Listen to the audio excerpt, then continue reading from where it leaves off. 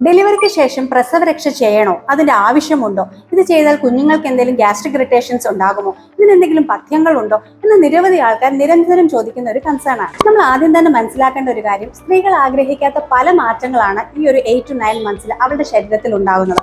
പലതരത്തിലുള്ള ബുദ്ധിമുട്ടുകളായിട്ടുള്ള ഛർദി, ക്ഷീണം, യൂറിനറി ഇൻഫെക്ഷൻസ്, അല്ലെങ്കിൽ മലബന്ധം പോലുള്ള ബുദ്ധിമുട്ടുകൾ, ഇതെല്ലാം ശാരീരികവും മാനസികവുമായി വളരെയധികം അവളെ ബുദ്ധിമുട്ടിക്കുന്ന ഒരു സമയമാണ്. ഇതിന് കറക്റ്റ് ആയിട്ടുള്ള പ്രതിരോധമോ അല്ലെങ്കിൽ ട്രീറ്റ്മെന്റോ എടുക്കാൻ പല സാഹചര്യങ്ങളും അവർക്ക് കഴിയാറുമില്ല. ഇതിങ്ങനെ തുടർന്ന് ഒരു 8-9 മാസം തുടർന്ന് പോകുമ്പോൾ അവരിൽ ഉണ്ടാകുന്ന ശാരീരിക മാറ്റങ്ങൾ വളരെ വലുതാണ്. പ്രസവത്തിനോടനുബന്ധിച്ചുണ്ടാകുന്ന hormone changes, varicose, piles, diabetes തുടങ്ങിയ ബുദ്ധിമുട്ടുകൾ മിക്ക സ്ത്രീകളും ബാധിക്കാറുണ്ട്. ചില സമയങ്ങളിൽ അവർ ട്രീറ്റ്മെന്റിന്റെ സമയത്ത് വരുമ്പോൾ പറയുന്നതാണ് പ്രസവത്തിനോടനുബന്ധിച്ചാണ് പൈൽസ് ഉണ്ടായത്, വെരിക്കോസ് വെയിനൊക്കെ ഉണ്ടായെന്ന് പറയാറുണ്ട്. ഇതിനെ എഫക്റ്റീവായിട്ട് നമുക്ക് മാനേജ് ചെയ്യാവുന്നതേ ഉള്ളൂ. പക്ഷെ കൃത്യമായിട്ടുള്ള രീതിയിൽ ട്രീറ്റ്മെന്റ് എടുക്കുകയാണെങ്കിൽ അത് പ്രസവരക്ഷയിലൂടെയാണ്, അതായത് ഡെലിവറി കഴിഞ്ഞിട്ടുള്ള ആ ഒരു ടൈം പീരീഡിൽ പ്രസവരക്ഷയിലൂടെയാണ് നമുക്ക് ഇതിനെല്ലാം കറക്റ്റ് ചെയ്യാൻ സാധിക്കുന്നത്. ആയുർവേദ ഹോസ്പിറ്റലിൽ എത്തുന്ന ഓരോ അമ്മയെയും കുഞ്ഞിനെയും നമ്മൾ ട്രീറ്റ് ചെയ്തതിന്റെ എക്സ്പീരിയൻസിൽ പറയുകയാണ്, ഓരോ ഇൻഡിവിജ്വലും ഡിഫറെന്റ് ആണ്. അതായത് അവരുടെ ശാരീരികവും മാനസികവുമായിട്ടുള്ള ബുദ്ധിമുട്ടുകൾ എല്ലാം തന്നെ പേഴ്സൺ ടു പേഴ്സൺ ഡിഫറെന്റ് ആണ്. അതെന്താണെന്ന് കൃത്യമായിട്ട് മനസ്സിലാക്കി, അത് ചിലപ്പോൾ ഹോർമോൺ ചേഞ്ചസ് ആയിരിക്കും, അല്ലെങ്കിൽ ഡയബറ്റീസ് റിലേറ്റഡ് ആയിട്ടുള്ള പ്രശ്നങ്ങളായിരിക്കും, അല്ലെങ്കിൽ അവർക്ക് മാനസികമായിട്ട് എന്തെങ്കിലും ബുദ്ധിമുട്ടുകളായിരിക്കും, പോസ്റ്റ്മോർട്ടം ഡിപ്രഷൻ ഒക്കെ മിക്ക അമ്മകളിലും നമ്മൾ കണ്ടിട്ടുണ്ട്.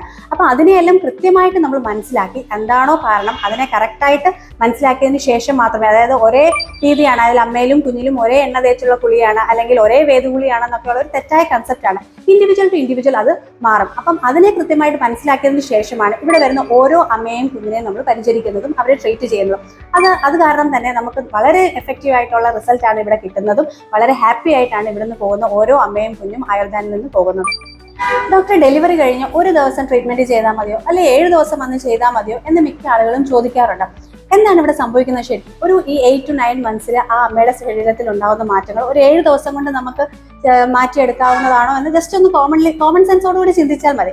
പക്ഷെ നമ്മൾ മനസ്സിലാക്കേണ്ടത് ഒരു 14 to 21 ഡേയ്സ് നമ്മൾ ആയുർവേദ വിധി പ്രകാരം ശാരീരികവും മാനസികവുമായിട്ടുള്ള ബുദ്ധിമുട്ടുകളെ എല്ലാം മാറ്റാൻ വേണ്ടിയിട്ട് അത്രയും ദിവസം ചെയ്യുന്നതാണ് എപ്പോഴും ഉത്തമം. എന്നാൽ പല സാഹചര്യങ്ങളും ഇപ്പോഴത്തെ ജീവിതശൈലിയിലൊക്കെ ഉണ്ടാകുന്ന തിരക്കുകളൊക്കെ കാരണം പലപ്പോഴും അതിന് സാധിക്കാറില്ല.